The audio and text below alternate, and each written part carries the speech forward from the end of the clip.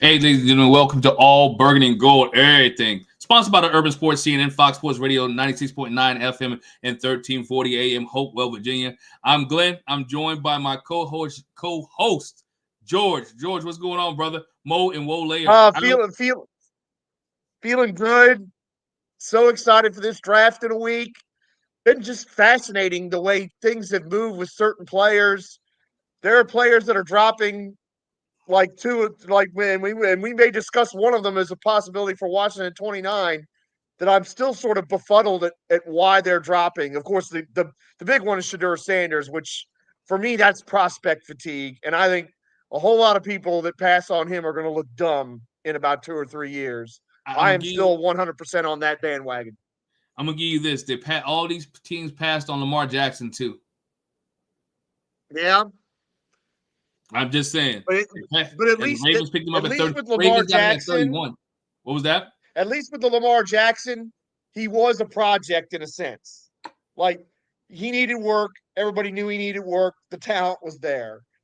Shedeur Sanders Shador's is not a polished. He's project not. in my opinion. He's not a product. He's not a project at all. He's polished. Shador has everything Mm-hmm. he needs, and whoever lands Shador Sanders is landing a starting quarterback for the future. And the starter, and if they already have a starter, they better watch out. And don't let him fall to And, Pittsburgh with a Mike Tomlin. and a guy that just like Pat Mahomes grew up around high level, high caliber professional sports, so has a better understanding of what it takes than your typical rookie. Because your typical rookie don't grow up with Deion Sanders and being in the locker room with Super Bowl champions, and Shadeur did. And I just think that people need to be mindful of that because Pat Mahomes, growing up around his dad, a baseball pitcher, and being in baseball locker rooms and being around teams that were in the World Series, like his dad, because his dad was there. Yeah, Those kinds of things can make a difference. definitely make a difference. Hey, but let's get into the particulars, man. Hey, subscribe to our podcast on Spotify, iHeartRadio, Apple Podcasts, and other podcast platforms. Just search All Burgundy and Gold Everything. Also, tweet us at ABG underscore everything. Hit us up on IG and TikTok at ABG underscore everything. Make sure you subscribe to our All Burgundy and Gold Everything YouTube channel as well. If you're feeling generous, this is WrestleMania week, and we're a week away from draft time. Hit the subscribe, hit us with a super chat on the YouTube channel, and we'll definitely prioritize your comments. We are also streaming live on the Urban Sports Scenes X account as well. It's time for the pregame. Here's what we have on tap.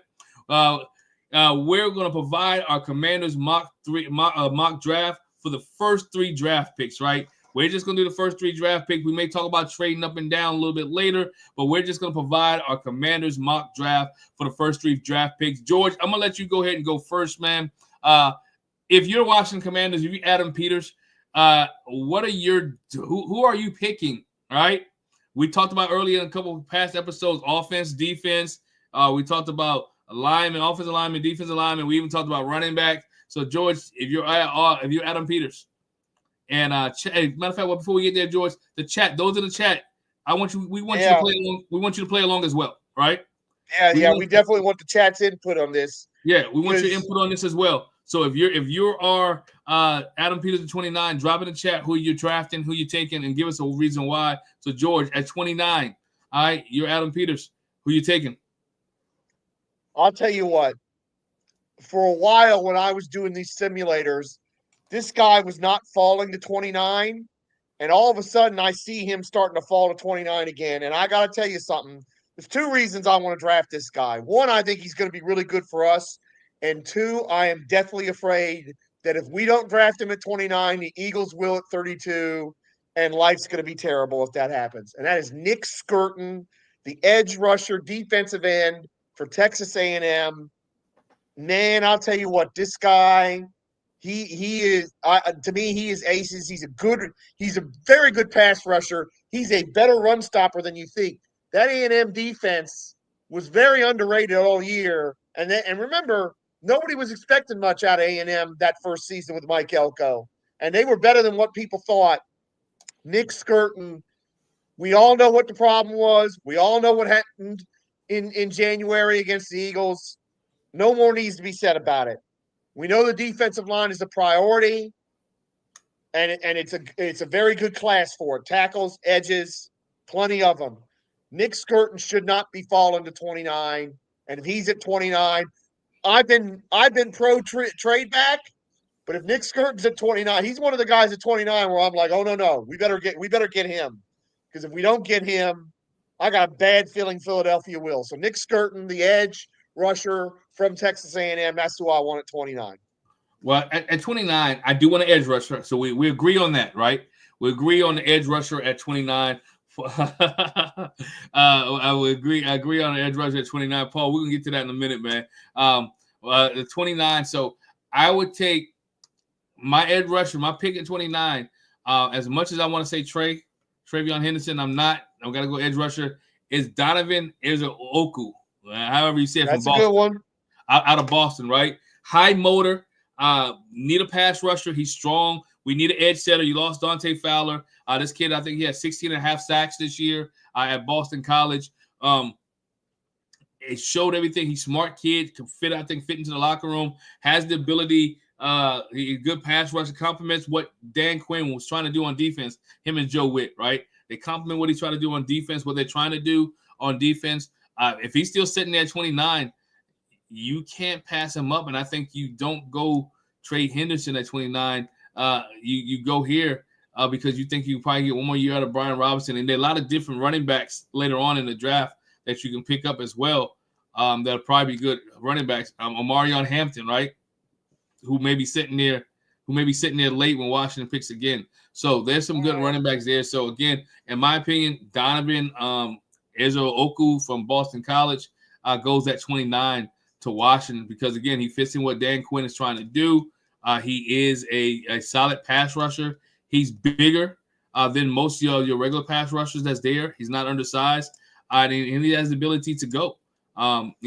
He plays. He has intelligence. First of all, you can't be not intelligent and go to Boston College. Let's be honest, right? Yeah, no, absolutely right. You're right. Let's be honest, right? To go to the ACC no, they don't do partial qualifiers at BC. They don't do partial. You gotta be eligible to go there. Right. So we already know he's smart. He has a quick twitch and explosiveness. If you watch him play, his explosiveness is great. He got a good motor. And then again, and if you watch them last 2 years or watch some film on him, his last 2 years at Boston College, he was a consistent double-digit sack guy.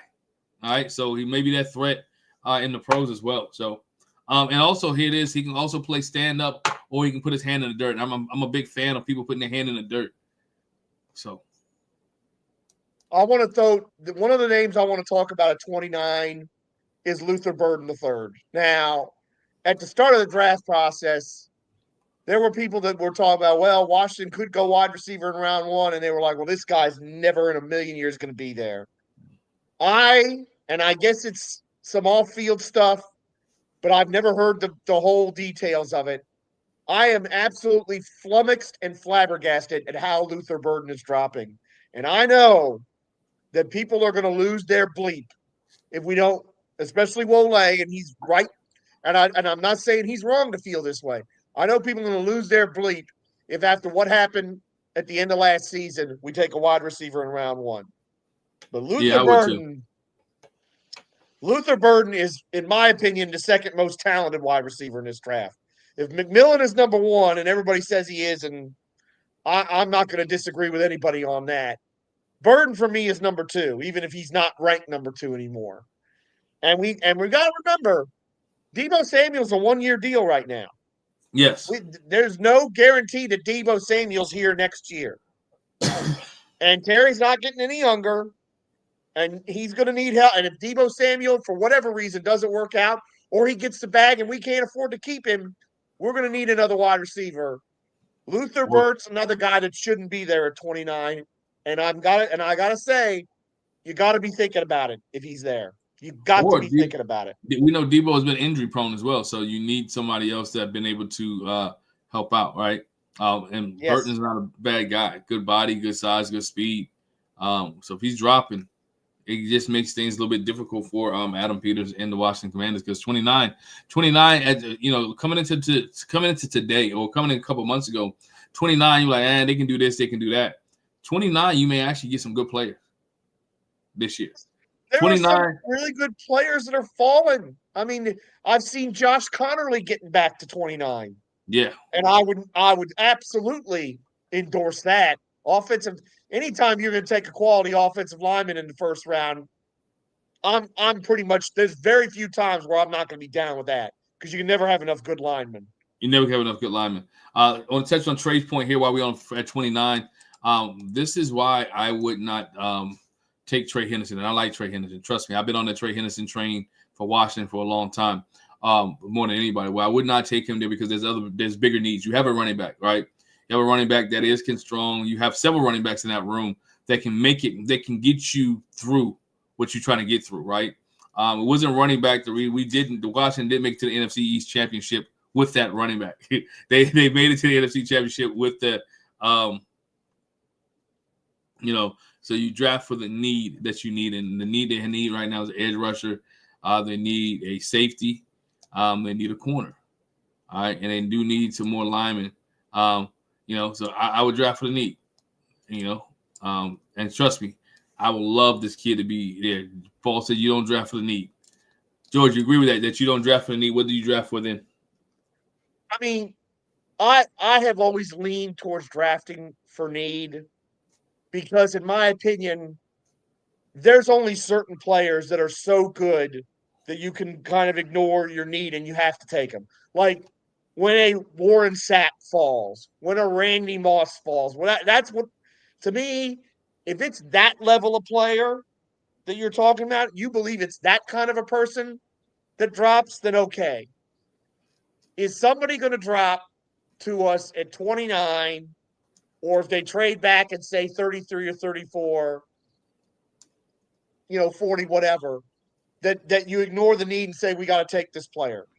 Now, you could argue that's what they did last year with Jerzon Newton, but you had an injury-prone Jonathan Allen, and you and I and everybody knew that there was a very high chance that Jonathan Allen's last year as a Commander was going to be last year. Yeah.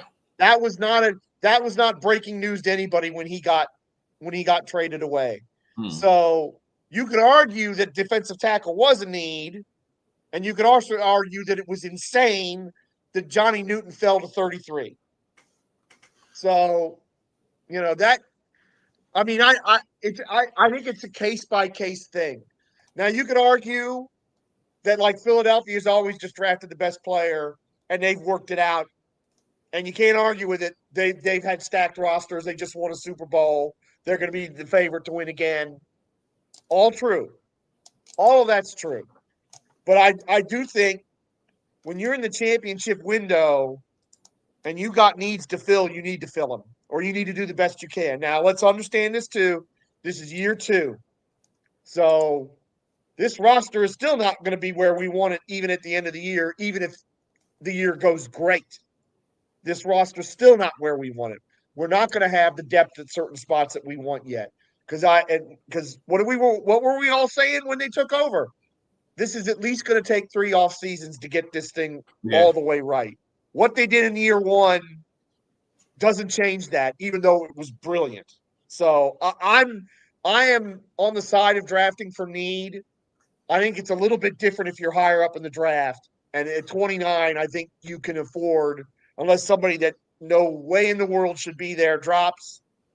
Like if Tedero McMillan was there at 29, something like that, then it all goes out the window, honestly, because he's number 1 wide receiver. Why would he drop that far? He's not going to.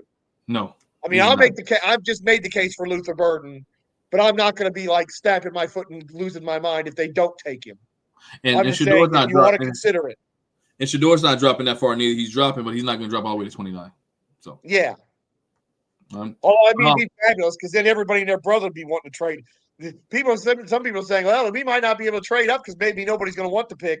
Believe me, if somehow Shedeur Sanders dropped to 29, somebody'd want to move up to get him. Somebody's moving to get him.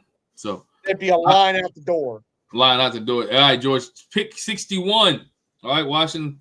Picks number 61 for Washington Commanders. So pick 61. Who do you have on your board that the Washington Commanders are taking? Okay, this is that a will this still is that a will still tough be one. there. This is a tough one for me because I've been on the we're definitely taking a running back in round 2 deal for a while. I have been that's where I've been at.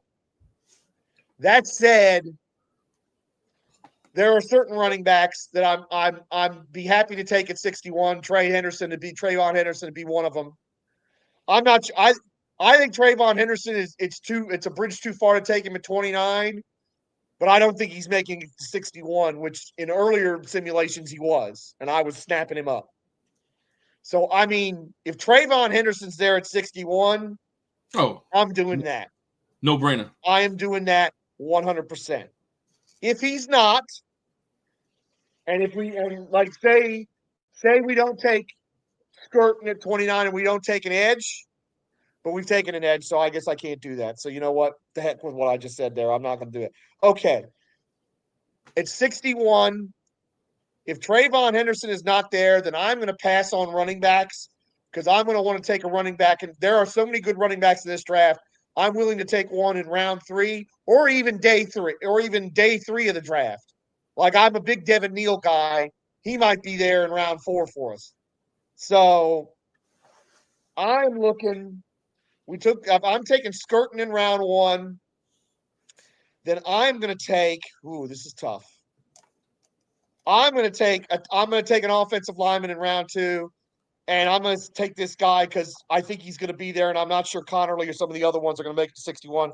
I'll take Emory Jones, the offensive tackle out of LSU, because once again, we're moving people around. We've got Tunsil, yes, but we do have. I mean, we aren't going to be sure about Brandon Coleman at right tackle if that's where he's going, and he's going to need competition there. And of course, there's been talk that we're going to move Brandon Coleman to guard. So I think I'm looking at offensive lineman in round 2 if Trayvon Henderson's not there at 61. And I like Paul's suggestion. If you want to put that up there, Paul has a very good suggestion as well. Um, and yeah, and that's the other thing I think we need to talk about is defensive back in round 2. I think that's something because that certainly is not as deep, corner and safety. If we don't take a corner or safety in the first 2 rounds, we might not find there might not be one there that we really like that can help us this coming season in the later rounds of the draft. So I think Paul's on to something there, talking about Azariah Thomas, and I would certainly put corners and safeties high up the list, presuming we took an edge in round 1. Got you. I like the running back at round 2, right? If I'm out of Peters and I'm in the staff, I'm going running back round 2. All right. Of course, the Trayvon Henderson there. We take Trayvon Henderson, but I like Caleb Johnson out of Iowa. Okay. I like Caleb Johnson out of Iowa. He gives you a little power. He's a powerful back, right? You watch Iowa full. He had over I think 1,500 yards last year, 21 touchdowns. Power back that's there. Again, there's a lot of backs there. I don't think Trayvon will be there at 61. I don't think Amarion Hampton will be there at 61, right? So if you got to go pick a back, you got to pick somebody who's been running a pro style offense. He's been running it for a while. Again, 240 carries last year, right? Got better as the season went along, right? You don't need him for a third down back. You have Austin Eckler, right? You have guys that you can have Deebo Samuel's third down back now, right? So whoever becomes that next running back, as you mentioned earlier, Deebo may be there for a year. You don't know, right? Austin is still coming off the concussion. He's been cleared, but he could get hurt there too. So you need a solid running back. Brian Robinson Jr., we know he missed his time. For the last several seasons, he's missed time, for whatever reason. All right. So you need a solid running back. To me, I think Caleb Johnson out of Iowa would be a good fit there. He doesn't have to start. He doesn't have to do anything else. He just has to be able to come and fill in. All right. I know people say, well, how about Chris Rodriguez and all that? Yeah.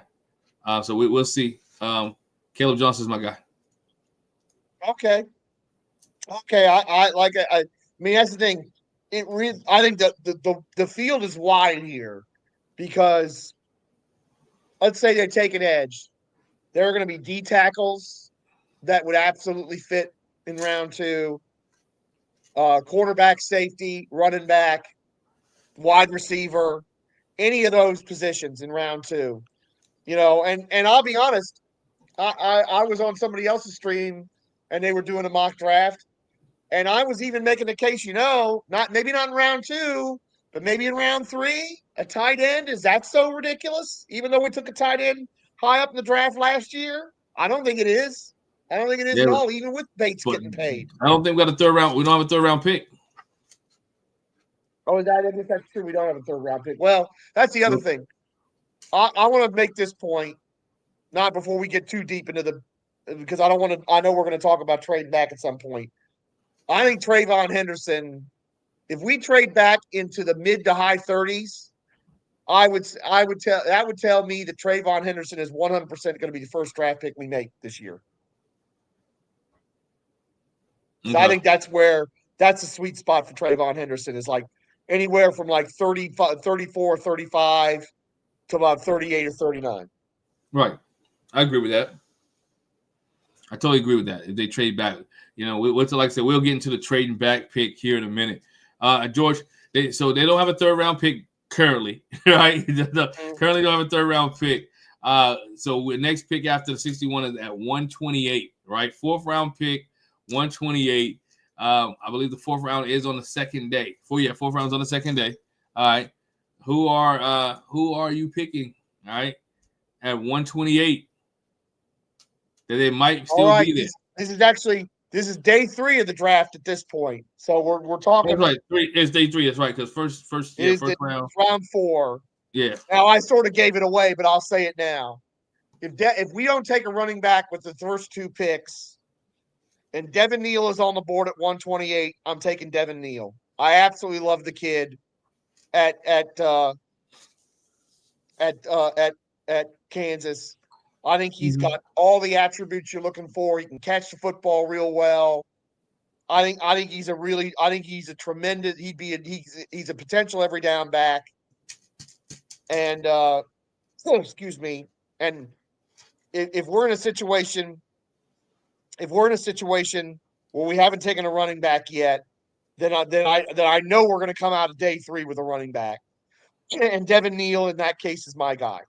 100%, he's my guy, Devin Neal. I'm a big fan of his, and that's the guy that if we're not going to take a running back around 1 or 2, and admittedly, that's gonna make some people upset. I'm absolutely all in on Devin Neal, and I like Bashal Tootin too. I kind of like Tootin as well. Seen a lot of him because he played for Virginia Tech, but Devin Neal is definitely my guy in day 3 if we haven't taken a running back by then. Paul says this before I give you my pick. Paul says tight end Mason Tyler from LSU. I've heard that name a few times. Yeah. And I would be down. And Paul, if we're going to take a tight end, I'd be down with that. 100%. I think I'd be down with that because you have Zach Ertz for maybe 1 year, right? John Bates hasn't been panned up. You need a younger athletic guy. John Bates is not the guy, right? I like John Bates. He's a blocking tight end. He's a really good blocking tight end, but that's what he is. I don't want to see him catching passes. Yeah, because he's had a bad habit of fumbles and drops, and I don't want to see him out in the pass pattern. I want to see him down blocking. I want to see him. Yeah, exactly. Down blocking, setting the edge, and make sure that Jaden Daniels stays upright, and being an extra offensive lineman. That's what I want to see from John Bates. Right. If I'm that guy at 28, man, if Adam Peters at 28 and this guy is on the board, I think you go corner here. I think you can get a quality corner in the 4th round. This guy has been in Washington. From what I'm hearing, he's been to Washington. They met with him a couple times, and that's Quincy Riley. Okay. Quincy Riley from Louisville. He's a slender guy. Great ball skills. He's able to get to the ball quickly. The only thing my hesitation is he reminds me of another guy that we got rid of. I'm looking at his height and size, and I can understand.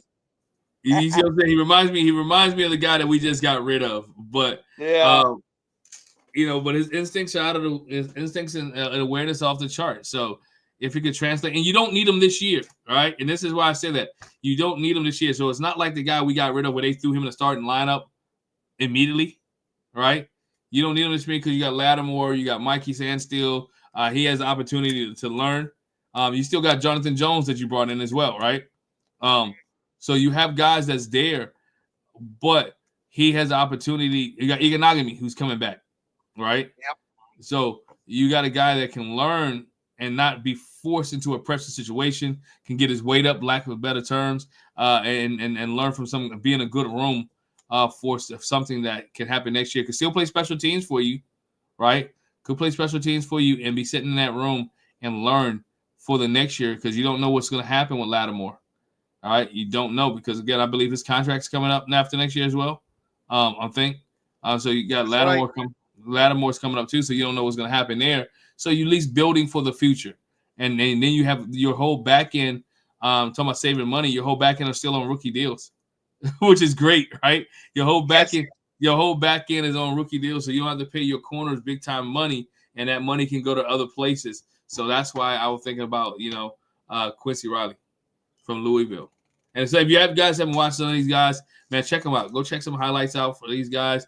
Some of these guys are really solid players. And one thing I thought about it this day, George, before we move on, I'm excited about the draft because I don't think this group of guys will mess it up. In years past, we were sitting there like, how is Washington going to mess this up? And now we're thinking like, what can Washington do to build this team? It's crazy how just a couple years changes the mindset of the fan base. Absolutely, and because of the track record for Adam Peters both in San Francisco and here, I mean you have to give him grace on all this stuff, and the fact is he's shown forethought. He was pretty sure that John Allen wasn't going to be here this year. That's why he took Johnny Newton, and now we're all glad. Even if Johnny Newton didn't meet the very high expectations some of us had for him as a rookie, we're all glad to have him now, aren't we? Because I think he's going to be a vital player for this team. And look, and then you throw in the fact that this is such a great defensive tackle class, so you can go to the well again if you need to, if you're worried about Daron Payne not being here beyond this season, as a for instance. Yeah, I don't think Daron Payne and Newton played bad with each other last year. I thought they did okay. I mean, defense was what it was. We got ran on, right? I don't care. Insert D tackle insert D tackle. This team was still terrible up front. But if Jonathan Payne, if Daron Payne wants to leave after next year, I mean, I'm for it. Again, what has he done for you lately besides take money? He took absolutely right. All right. So, but George, let's get to this, man. That's all Washington's pick. We're only gonna go 4 rounds. I'm not going into the 5th, 6th, and the 7th round. I'm not. Yep. We're not diving that deep, but we do want to deal with this and talk about this argument. George, 29. They trade back. How far do you trade back?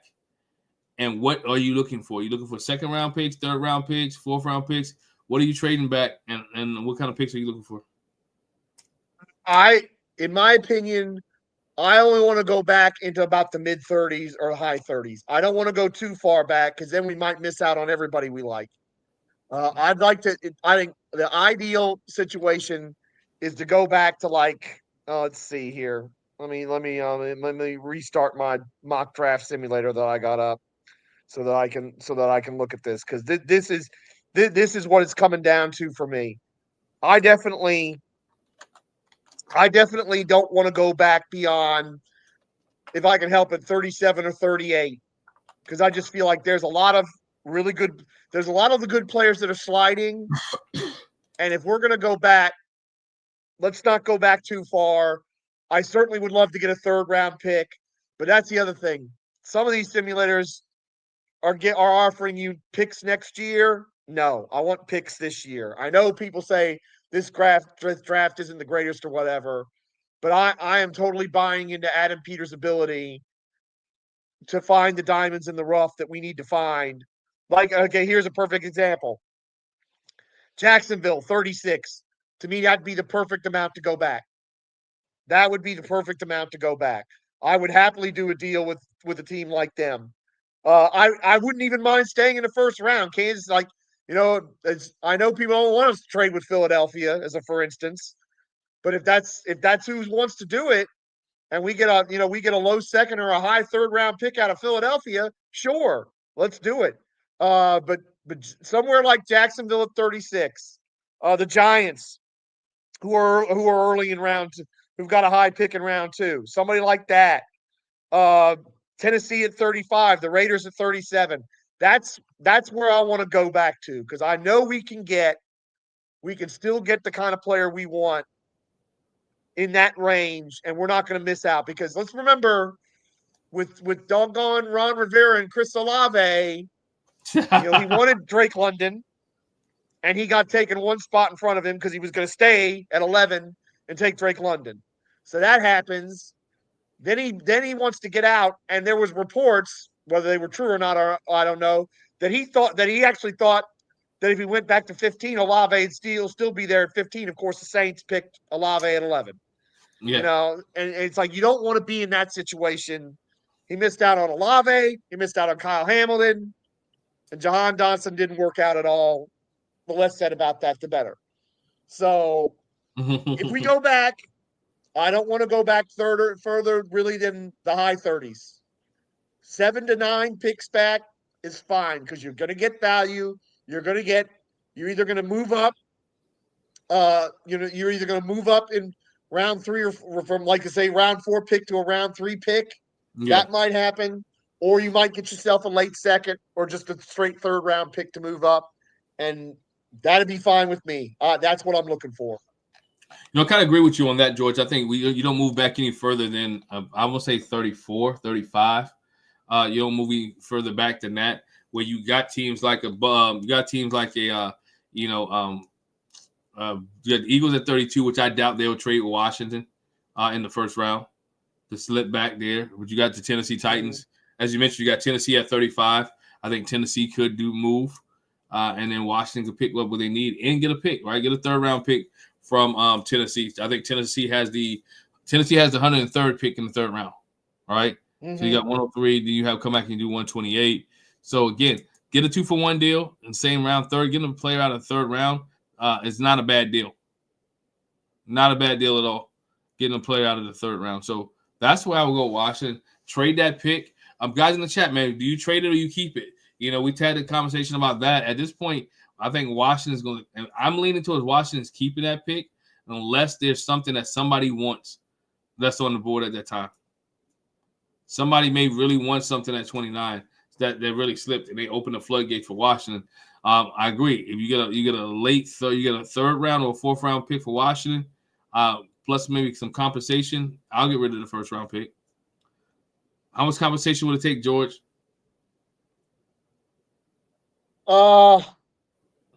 Sorry, repeat what you said. I'm sorry about that. How much compensation would you take if somebody offered you cash? Would you take cash for the 29th pick? We need track. You need cash and players. Well, no, I mean, I think what Adam Peters would want is more picks. Yeah, I would be willing to move up. Like some of these simulators, they'll like you'll go back 7 or 8 spots, but then move up like 110 with one of your picks. Like one of the trade offers was to move back with Kansas City from 29 to 31, but to give up our 205th pick for their 95th pick. And I love deals like that, honestly, where you can move, 1 or even 2 rounds up in the draft. Because look, I think some people, maybe even Adam Peters, would be a little disappointed if we only pick 5 times. Yeah. But if we have 5 picks and 4 of them are in the top 100, that's a lot of quality you're going to get there. And I think that's something we got to think about. Is yes, it would be awesome to gain picks and end up with 6 or 7 draft choices in this draft. But if we end up with the same 5 choices, but instead of 128, 205, and 245, we end up with instead of 29, 61, 125, 205, and 245, we end up with say 37, 65, 78 and 92 and 205, that's not going to be too bad. No. I mean, I would like to have if we could end up with like 4 picks in the top 100, I think we'd be doing really well. So And this team, I'd be okay with having 4 or 5 picks if 4 of them were in the top 100.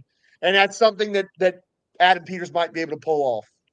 and so this team is building in the draft. Instead of they have a balance between building in the draft and building in free agency. To me, I think this looks balanced for Washington. They picked up some good free agents, but now in the draft, does Adam Peters have to hit a ball at the park, or does he need to just have the bases loaded?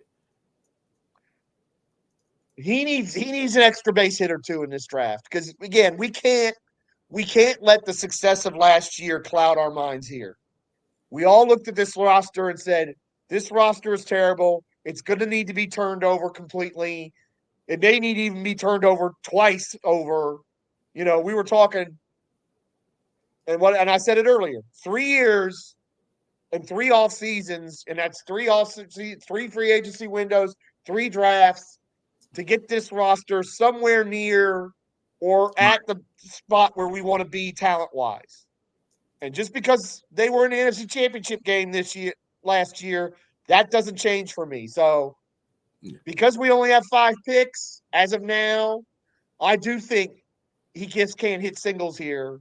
He needs to hit a double. He needs to hit a home run somewhere because we're still trying to make up for the last 10 to 15 years of just utter and complete roster mismanagement.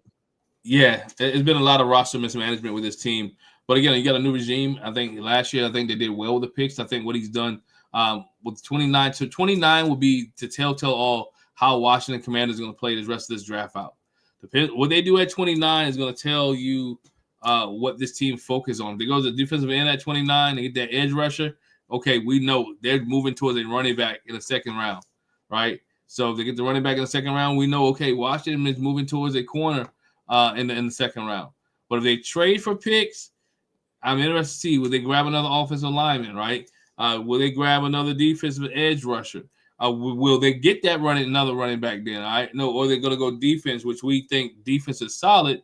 But again, you still have to plan for the future because there's some people in that back defense that are injury prone. Yep.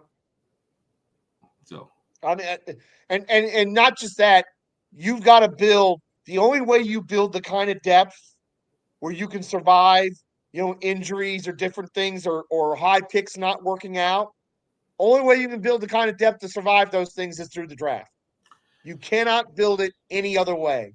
The depth that Philadelphia has is because they have drafted extremely well, basically since Howie Roseman came back to power after they got rid of Chip Kelly. Well, he was making all the decisions when it came to personnel. And Philadelphia has stacked picks for years. I mean, I think Philadelphia has picked multiple times in the same round for years. I can't remember which player it was or how they got those picks, but they ended up with multiple picks. They even got rid of some picks this year by picking players up. So Philadelphia has always been a place where they had multiple picks so they can set the team. And I think you said it earlier, George, they don't pass on anybody. If you're on the board, they make you fit in. Yeah. I mean, that's the thing. And they take guys so often, they get guys that should never fall to them, like Jalen Carter. Jalen Carter should have never made it to them at 8. That's what happened. But they're like, oh, I mean, and I mean, Howie, I'm sure some people tried to blow his phone up when that happened. And he's like, no, sorry, we're taking this guy. I was so scared. I was so scared in that draft that it was going to be Bijan Robinson. Of course, a year later, what do? They go get Saquon Barkley, and there you go. So, there you go. It's the same kind of thing. So that's what we want to be able to do is just consistently draft so well that we have that depth that then you really can, because once you stack the roster really well, then you can be best player available all the time. Nope. And you can take big swings and maybe take some risks on some guys that have questionable this or that, whether it's injuries, character, whatever it is, size. And then you can take those swings, and if you miss, it's okay. Yeah, it's okay. Here with Tosh, I'm going to go with Tosh says, I think AP, because of his offseason moves, has positioned his team to take the best player available at any position or trade the pick for more picks. Team needs help at all positions. I agree with that. This team needs help at all positions. And again, it's not one guy that's going to make a difference. It's going to be this one draft pick. It's going to be a lot of picks together. Combination. Find you another offensive lineman. Find you another running back. Find you a safety on corner, right? Find your wide receiver. This team needs some help. Need to fill a lot of holes. And so I think getting a younger guy, some people coming with competition, may be beneficial for the guys in the room. And I think that, and I think Todd's right about all that. And in that sense, he's right about best player available, because if the best player available is a wide receiver, some people will howl, but we do need a wide receiver. Because again, as we detailed before, beyond Terry McLaurin, you don't have a lot of sure things in that room. You don't have any sure things in that room right now that are long term. Debo might be, but he's hedging your bets. You hedging your bets on what you have currently, right? And that goes to this.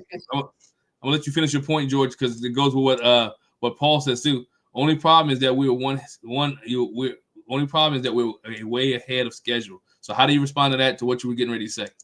And Paul, you're absolutely right. So, but that's the key is, as fans, because I know I'm almost certain that Adam Peters will do this. As fans, we have to remember where we were a year ago. We saw that press conference with Adam Peters when he was hired, and they asked him about the roster, and he paused, and he was like, "Well, I mean, he basically, without saying so, he's like, this roster sucks." Right, and we had to turn. I mean, we brought in half a new roster, 28 or 29 players, whatever it was. It was new people. So you're right, Paul. We are ahead of schedule, because there's no way on God's green earth that's what happened last year should have happened. Yeah. But that's Jaden Daniels. That's the greatness of Jaden Daniels. And so when we view that prism, it's like, okay, what you say, Paul, is right. Get him some more weapons. Because look what he did with the wide receivers room with Terry McLaurin and a bunch of guys who were just guys, really. Yeah. Look what he did.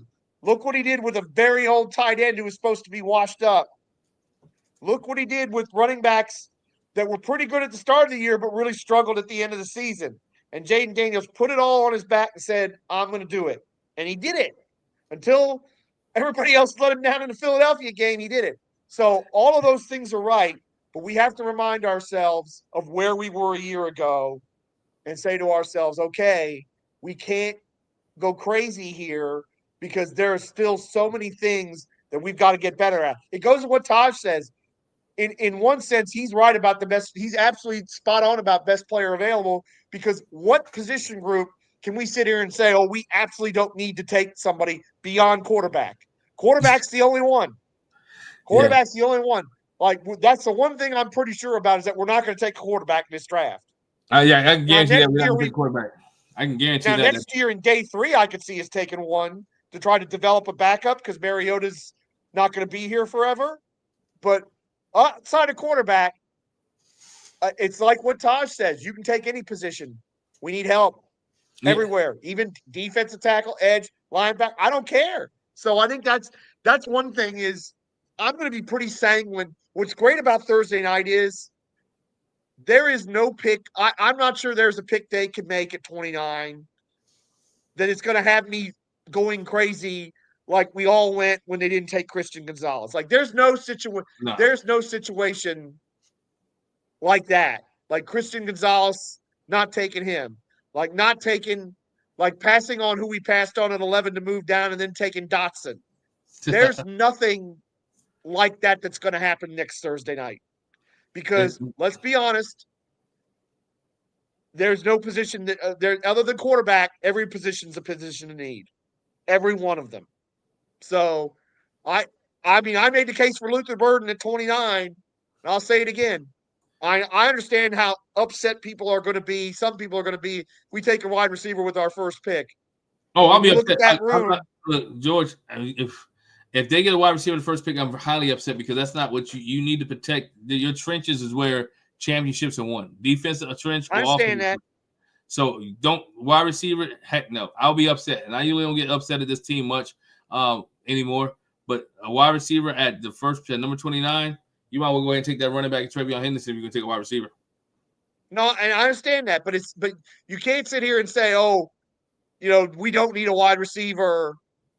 We're straight at that position. No, you can't say that. Right. So I think I to me that's why I'm going to be mindful of. Yes, we think certain things are more needed. We think an edge or tackle or guard is way more needed than say linebacker, safety, corner, wide receiver. I think we but all we know all need but we need it all. And yes, Yeah. Taj, we need a kicker too. Yes. Yes. That's what round 7 is for. And I think because when we talk about it, everybody have great arguments. When we talk about this, you're facing Saquon Barkley twice, right?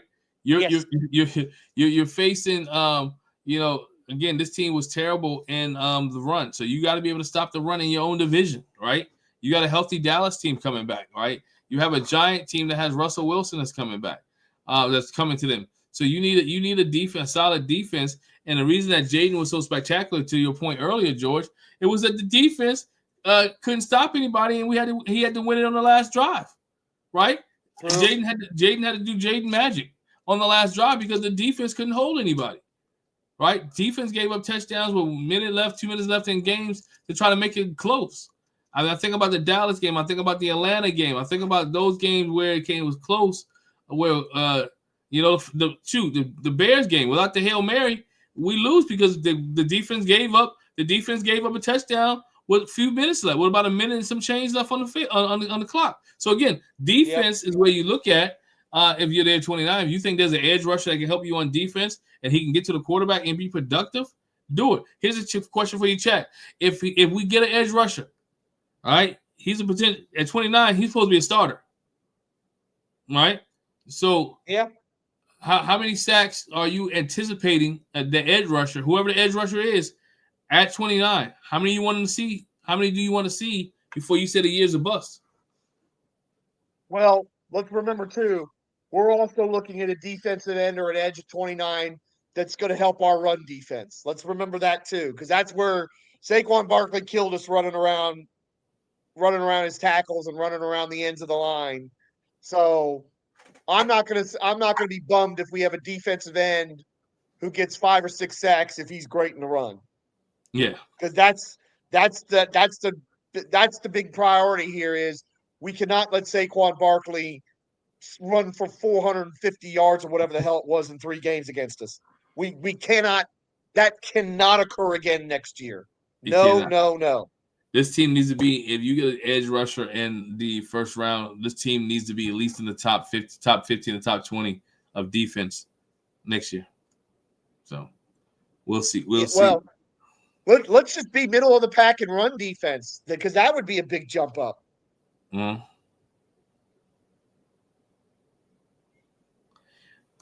Todd says this, take the best player. Team is not in a position to reach. We talked about it earlier. Well, and guys can fall back. Right about that. If they fall back, you take the best player. George, here it is, man. We talk about people falling. If a Shedeur Sanders falls, do you take him? Oh, no. But if Shedeur Sanders falls, then we're going to have people that are going to be blowing up our phone saying, hey, we want your pick because we're going to take Shedeur Sanders. We can take him at 29. We want 29 pick. And so, I mean, I know there's some people that have been saying that we're not going to be able to make a deal. In my experience, there's a lot of deals that get made in the last 5 picks of round 1 because there's always somebody there that a team says, I want that 5th-year option on, and I'll move up to get it. And let's remember, Washington did that. They moved up when Montez Sweat fell. They made that deal with Indianapolis. They went from, I think it was 43 to 29 or 30. Yeah, and grabbed Sweat because they really wanted him, and they really wanted that 5th-year option on him, which they ended up making good use of. Todd says this, don't take someone at 29 when you have a 3rd-round grade just because you want to fill a position. I agree with that too as well. No, absolutely right, Taj. And I am not concerned at all that would happen. Again, I think I'm still on the side of trading back to get either more picks or to take some of our lower round picks and move them up. But I think it's a lot closer now. Like I would say I was 70-30 that's what we should do a month ago. But the way this board is looking and the way certain players are falling, it's now 51-49. I'm a lot more questioning about whether we should trade back because I can't believe that some of these players are going to fall like they look like they're falling. I Yeah, mean, I agree with Paul. seriously, Man. Paul says this, right? I want another second and third round. That's no, and I don't, and yeah, and again, I think Adam Peters wants extra picks. I don't think he wants to move back and say move up our fourth rounder into the third or our sixth rounder into the fourth or anything like that. That's going to be the game that's going to be played. Because what's funny too is we heard a lot of people talk about, oh, this isn't a great draft. And then you know what, the conversation's changed in the last month. And I'm hearing a lot of people saying, oh, people aren't going to be as willing to part with their picks as much because I guess this draft isn't as bad as what people say. it depends. We were hearing those complaints about NIL about, oh, it's killing day 3 of the draft because all these players are staying and all this other stuff. That's people were saying that, but that's not how people feel now for whatever reason. They've changed their mind on that. So I'm with you, Paul. I want extra picks just because I think that Adam Peters can still find that value at 205 and 245 if we hold on to those. Yeah, I agree with Paul too. I want extra picks, but when you said this is not a great draft, it depends on what you're looking for because it's a great draft for defensive tackles.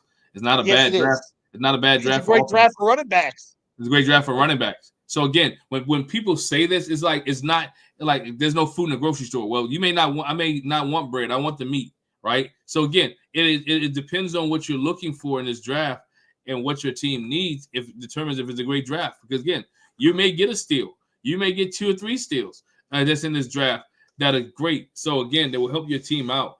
I never liked that argument. It was, oh, this ain't a great draft, right? Everybody can't be the Randy Moss, the Peyton Manning, that draft, right? That draft was the Ryan Leaf draft, right? That's not that draft doesn't happen every year, right? 3 out of the 4, exactly. 3 out of the first 4 guys pick the Hall of Famers, right? I mean, you don't get that too often. So you don't get that too often. So again, you believe so. You have to be able to get what's best for your team and what's out there. And I think that's what this staff and this regime is going to do. I think they put a lot of thought into it. I think they spoke to a lot of guys they needed to speak to. And now, as come on Thursday is game day, for lack of a better term, and see what's on the board. How does this person fit? That war room is going to be tremendous. All right. That war room is going to be tremendous. It's going to be, and we'll probably scratch our head and question some picks that day, afterwards. But again, it's going to be fun. It's going to be exciting. And so we look forward to it. Look forward to it. Hold on, what is this? Oh, man, Watt. Yeah, he's talking about all the rumors about Watt and supposedly wanting out of Pittsburgh. As ever with these things, when somebody actually holds out, then I'll buy it. When somebody actually says, I'm not going to go to training camp and I'm going to take the fines because I'm either that dug in about a new contract or I'm that dug in about leaving, then you can start to believe, okay, something's going to happen here. But saying it now in April, that don't mean diddly squat as far as I'm concerned. And saying it a week before the draft to me look like you try to play something out. You try to create a narrative, right? I don't believe it. I don't think Mike Tomlin's going to try to let that. Mike Tomlin's not going to let that happen. That's not going to happen. Even though again, you said Watts 31. 31 is still kind of young. I think he still got a little bit more in the tank. We just talk about getting hit. We talk about Hendricks in last week. He's 30. Or 2 weeks ago. Yeah. He's 30. I mean, so these guys are playing at a top level, even 31. If you told me 33, 34, maybe say not. But he's 31. He's still got a lot of playing left in him. So watch. Let's see. Y'all playing Jeff left. Let's see. It is. We talked about it already, George. This draft deep with D linemen, running backs, and defensive backs. It is a lot of defensive backs here as well, and it's something that all Washington needs. So again, that's why you trade back, right, to get more picks, because there's a lot in this draft, and we've been talking about it we talked about for the last hour. Washington has a lot to do at 29, and 29 will set the tone for the rest of the picks. I don't think nobody's gonna draft up for 61 or trade up for 61. They trade up for 29 though. So we'll see. We see how that. I mean, that's it'll be interesting. Again, I wouldn't rule out them moving back at 61 either, because again, the way this draft is falling, there are some players that are going to be there at 61. I think that should never be there at 61. So I do think I wouldn't rule out that. I really wouldn't rule out them trading back twice to get more picks. I think it absolutely is within. And Adam Peters has shown the willingness to deal. I think one thing that's interesting about this front office and shows you how good they are is the fact that they've been able to get some of these deals done. And there was smoke with Debo, but there was no smoke with Laramie Tunsil, and they got that deal done. Adam Peters is somebody that people around the league don't mind talking to. Obviously, he's a pretty straight shooter, and they're willing to deal with this guy. So I think that's one thing, is that he's. I think it's a lot easier to make deals with him than it is with the previous front office we had. Let's just say that. Well, and he's you didn't have the specter of Snyder walking in at the last minute and blowing it all up and saying, no, I don't want to do it. Right. And he's looking for deals, and he's going to make a way to get this team, get people in here that want to be here, they want to play, and that's the big difference. A lot of people want to be here. So when people want to be a place, they'll negotiate better. They don't need the bag. Mm-hmm. You can break it down a little bit because you want to be here. All right, we're not forcing you to be here, so they want to be here. So again, draft next week, y'all. We'll be here talking with live draft coverage. We're gonna be talking about the 29th pick next week. We'll probably come on with Wole, and we come on right after the 29th pick and see and talk about Washington and their 29th pick, what they do with the pick, if they still have the 29th pick. So we'll see. See you next week. Hey, while you out there listening, make sure you subscribe to our podcast on Spotify, iHeartRadio, Apple Podcasts, or other podcast platforms. Make sure you hit the make sure you go to Twitter, Instagram, all Burgundy and Gold, everything, right? That's ABG_everything. Make sure you hit us up on YouTube if you're watching on YouTube right now. Make sure you hit the subscribe button, hit that bell notification so you don't miss any of our times that we come on talking about Commanders football, whether it's news, whether it's rumors, whether it's just draft talk as well. To make sure you hit up the All Burgundy and Gold YouTube channel, thumbs up and a bell notification as well. Make sure, again, George, appreciate you rocking with us. Make sure you listen to us. Make sure you listen to us on all podcast platforms, everywhere you go, while you're in the gym, while you're riding in the car, whatever case may be. Stay tuned for us for all the Commanders news. You've been listening to All Burgundy and Gold, everything powered by the Urban Sports Scene and Fox Sports Radio 96.9 FM and 1340 AM. You dig? Ladies and gentlemen, deuces. We are